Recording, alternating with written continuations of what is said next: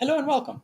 In today's video, we are going to discuss a slightly different variety of topics. We're going to tackle some problems that are more suited, let's say, for administrators and super users in Business Central. But by all means, if you're curious, stick around. So we've had recently a client asking us to find a solution for a problem that they were having on their system. Specifically, they were having some issues not being able to understand how certain fields and certain parameters were getting changed, sometimes deleted in their system.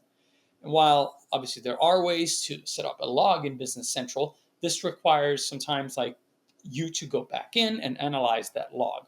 What this client was in particularly looking for was a more reactive and quick way to get a notification when some sensitive fields were being changed, deleted, or manipulated in any way. So we thought, well, let's see what we can do. And apparently we found that there is a standard solution for this. Is that right, Kim? Can you help us Exactly. understand this? I'm really happy that we got this Yeah. challenge, you could say, Yeah. because we were kind of getting down the development road, Yes. maybe down to a rabbit hole, you could say. But we Googled a little bit and we found that Business Central does actually have a feature that can cover this. Mm-hmm. So we wanted to share that information with you. It's called field monitoring. It's not super advanced, but it does actually really work for this business scenario that this customer is looking for, and maybe it works for you as well. So let's show you how it works. In Business Central, you have something that's called field monitoring set up. I've bookmarked it, so it's easy to find here. That's great. Yeah, that makes sense. In that setup, you have to identify who's going to receive this notification. So every time there's a change to a specific field that's part of the setup, this person will receive an email saying something changed. Perfect. So basically, you can only have one person receiving that. So you can say that's kind of why you talked about super and administrator and so on. Exactly. Yeah. So that's one part you have to set up. You have to choose the user that's created in the system. Next, you have to choose the email that's going to be used. And again, this is standard Business Central. We just have to choose it in the setup. So this is my email account that's going to be used for that. Another part in Business Central. And of course, we're going to cover that in another video, talking about emails in general. Over here, there's a status monitor. Now you can see it's deactivated.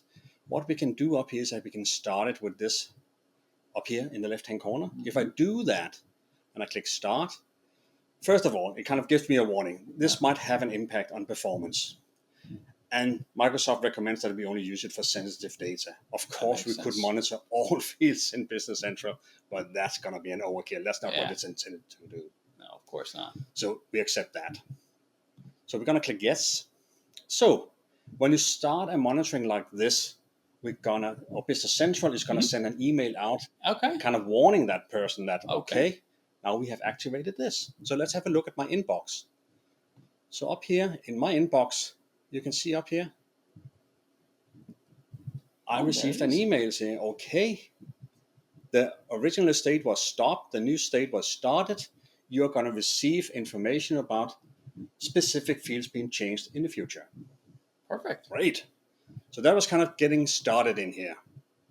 Now, next step, because the system doesn't really know what to monitor. Of course. What's the trigger point here?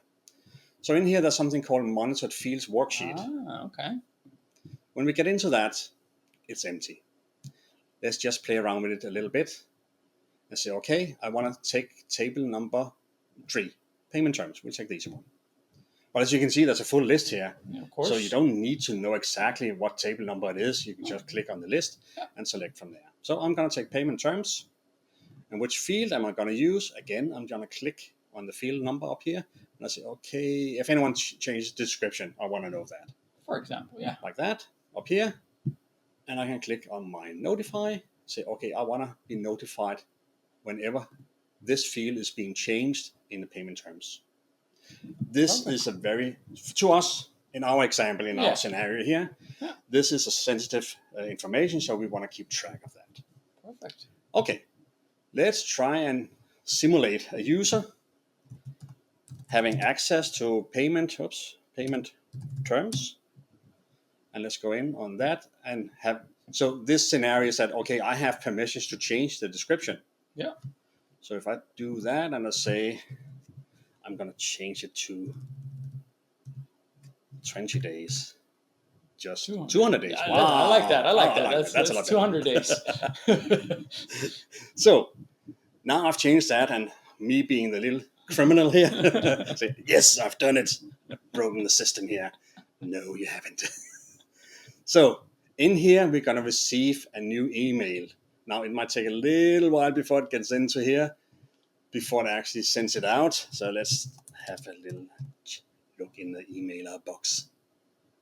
See if there's anything in here. It should have sent it by now. Oh, you know what? I think we might have to log in and out. You are right, Yeah. spot on. Yeah. I forgot that. Thank you. You're welcome. Like I was thinking about it too. Like Yeah. No, and that's a really, really good point. You have to restart your session before it picks it up. Thank you.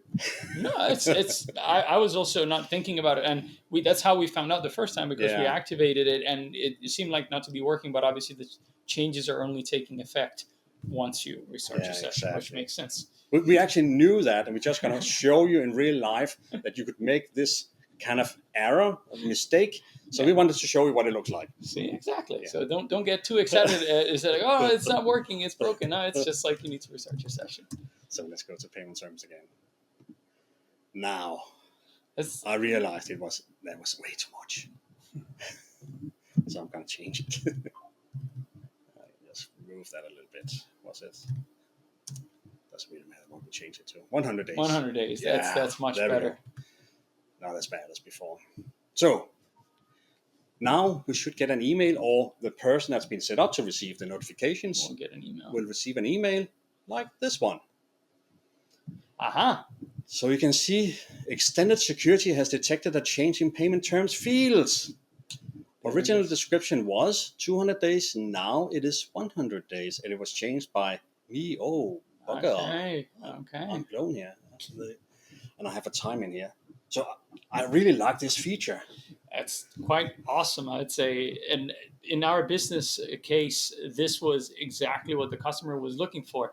And like Kim mentioned, because this is a feature that has to extensively monitor the activity in Business Central, it's a good idea to activate it only when needed and for maybe shorter period of time to detect a certain error or scenario. But again, if depending also the amount of fields that you have, like that's also something that can impact performances. But like we just showed, if you're trying to track something that is difficult to understand why it's happening, who is doing it, and you don't want to have to necessarily go look through logs like day after day, this will give you a real-time notification and get to the bottom of the problem, hopefully. Can I show you a little bit more? Of course, please. I'm so excited about this. Sorry. I can see it. It is a great feature. So, there's a feature up here called Add Fields. Yeah, okay. What can that do? When I take that, it will prompt me and say, okay, what type of sensitivity data? So again, Business Central is trying to help you. So, okay, if you don't really know what is sensitive, hopefully you do, and you might have a different opinion compared to Microsoft standard, yeah. So, but let's just take the example. Sensitive. Mm-hmm. What by default does Business Central consider as sensitive data? So let me click on there, click on OK. And when I do that, it kind of puts in the field saying, okay, tax registration number, social security number, employment date, tax again, and so on and so on. And it kind of makes sense because this is information that could be sensitive. That makes a lot of sense. So that could be one way to kind of get help and get started on a setup like this. Definitely. And, it's great to know because even if you are not in a situation like our customer was where there was like a problem, you might just want to be notified, period, about certain fields being changed, like especially, if fields that can affect potentially the company as a whole. So, that's great. And that's a great starting point. Yeah. Awesome.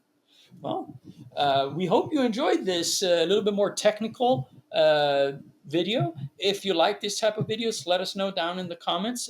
We would like to make more. We're going to try and make more, but if there are topics that you'd like us to cover, let us know. We'll be happy to consider them. And up until then, we hope to see you in one of the next videos. Thank you so much for joining us. Take care. Thanks for watching this video from NAV SEAL. Check out more right here.